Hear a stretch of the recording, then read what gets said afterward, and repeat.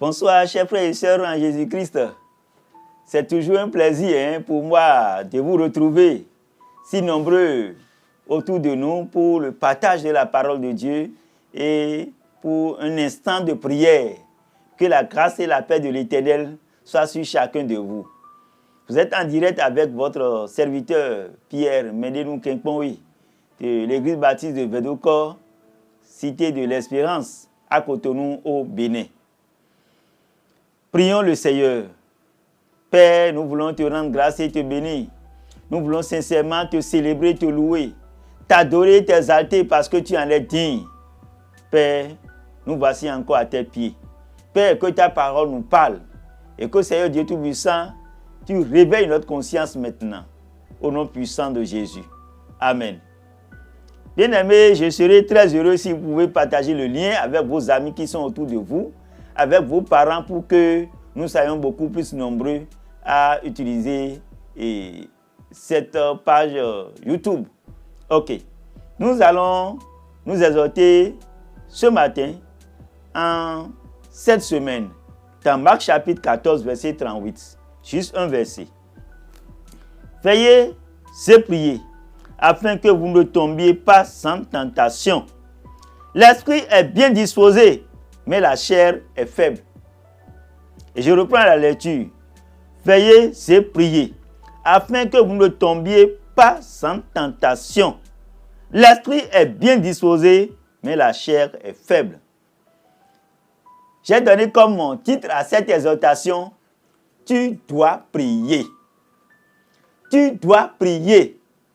La parole que nous venons de lire ici est venue de la bouche d'un grand homme de Dieu, d'un éminent serviteur de Dieu lui-même.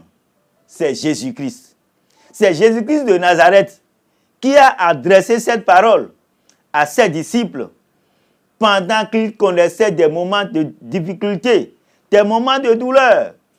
Il a adressé cette parole à ses disciples. Chers frères et sœurs dans le Seigneur, il ne nous arrive pas tous de connaître des moments de tribulation, des moments d'épreuve, des moments de soucis, des moments de difficulté où on ne sait plus à quel sein se vouer. C'était des moments pareils que le Seigneur Jésus-Christ traversait. Et pendant ces moments, le Christ invitait ses disciples à des moments de prière. Il les exhorte à se retirer pour prier.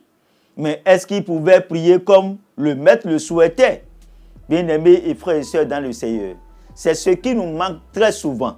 Au moment où nous devons nous retirer pour chercher la face de Dieu, au moment où nous devons nous retirer pour supplier le Seigneur, nous nous laissons au sommeil, nous nous laissons aux critiques, nous nous laissons à la fatigue, nous nous laissons au découragement. Mon frère, ma sœur dans le Seigneur. Le Seigneur Jésus-Christ,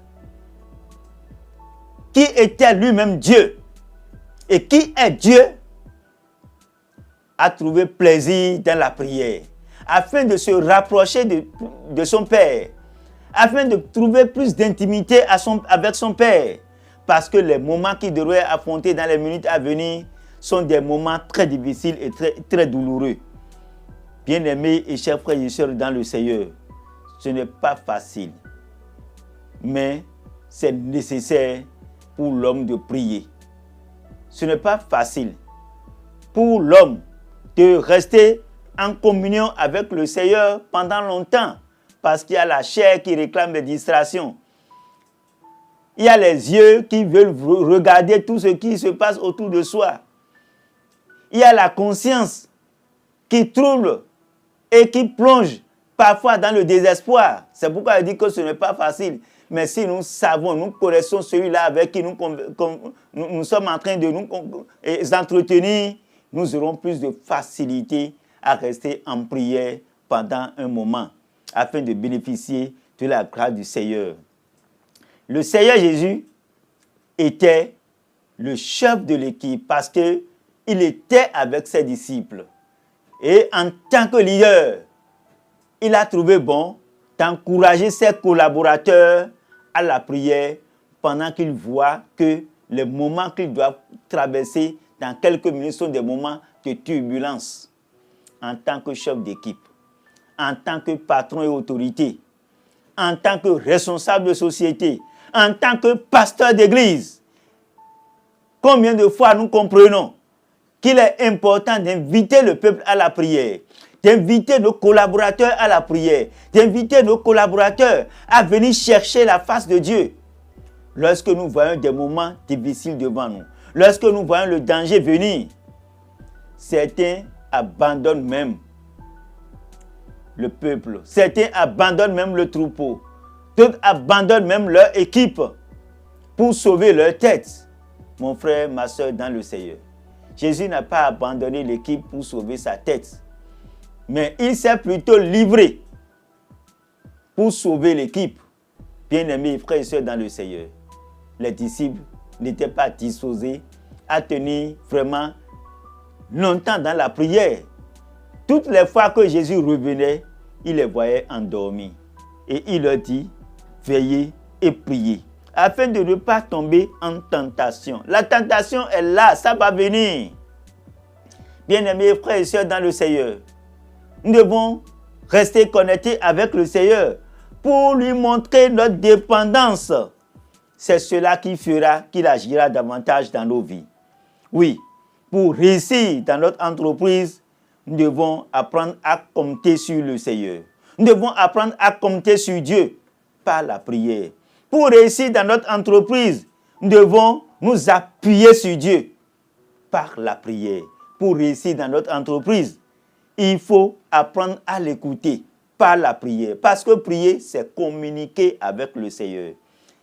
Pour réussir dans notre entreprise, nous devons solliciter le soutien et le secours de Dieu. Le soutien et le secours de Dieu pour réussir dans tout ce que nous faisons.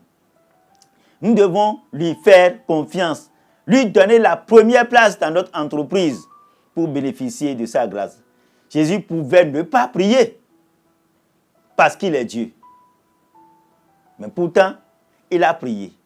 Il a prié, il a prié et il a encore prié. Il se retire souvent pour aller chercher la face de Dieu. Le Père, mon frère, ma soeur dans le Seigneur, la prière est une façon de dire à Dieu, je ne compte que sur toi. Je ne dépends que de toi. C'est une façon de négocier avec Dieu. C'est une façon de réclamer la présence de Dieu, de réclamer la grâce et la force du Seigneur dans notre entreprise. Ça te permettra de renverser la situation.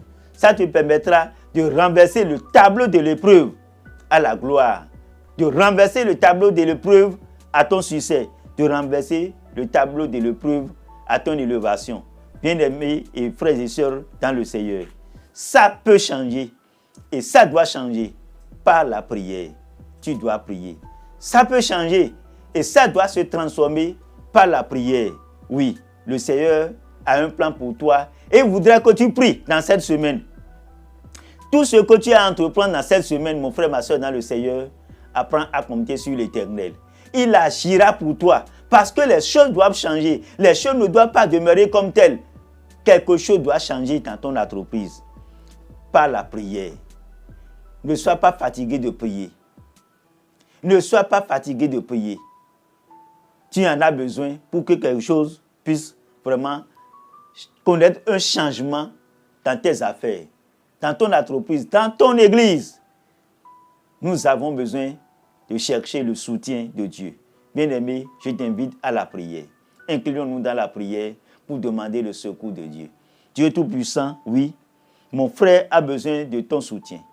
Ma soeur a besoin de ton soutien.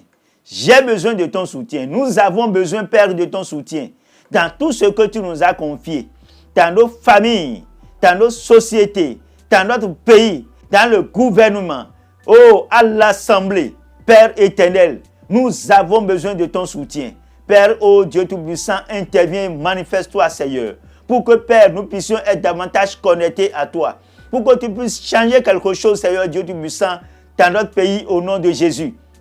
Seigneur Dieu des armées, nous t'invoquons afin que tu interviennes pour transformer tout ce que l'ennemi a déjà planifié, afin que, Seigneur Dieu Tout-Puissant, ta gloire seule puisse se révéler. Oui, Seigneur, Satan a déjà monté son coup, Éternel des armées, pour livrer Jésus sur la croix.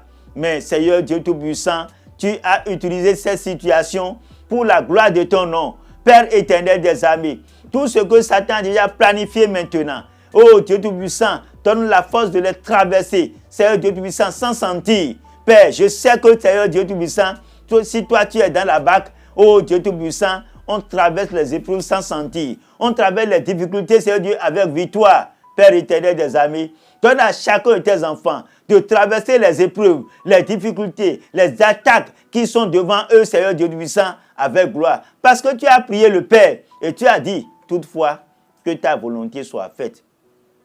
Il te permet de nous laisser traverser certaines épreuves. Mais si tu le veux, tu nous évites, Seigneur Dieu puissant, la coupe de malheur, la coupe de douleur, la coupe de souffrance. Les coupes de souffrance qui sont devant tes enfants, les coupes de mort qui sont devant tes enfants, les coupes de suicide qui sont devant tes enfants, les coupes de trahison qui sont devant tes enfants. Père, si cela n'est pas de ta volonté, évite cela à tes enfants au nom de Jésus. Délivre tes enfants de ces coupes au nom de Jésus, de ces situations difficiles au nom de Jésus, de ces épreuves au nom de Jésus. Père, merci parce que Seigneur, tu as déjà pris contrôle de la situation. Et j'ai foi que tu vas donner gloire à ton nom. Agis fortement pour glorifier ton nom. Dans la vie de tous tes enfants. Dans la vie de tes internautes. Merci infiniment mon Dieu, mon Père. C'est au nom puissant de Jésus-Christ que j'ai prié.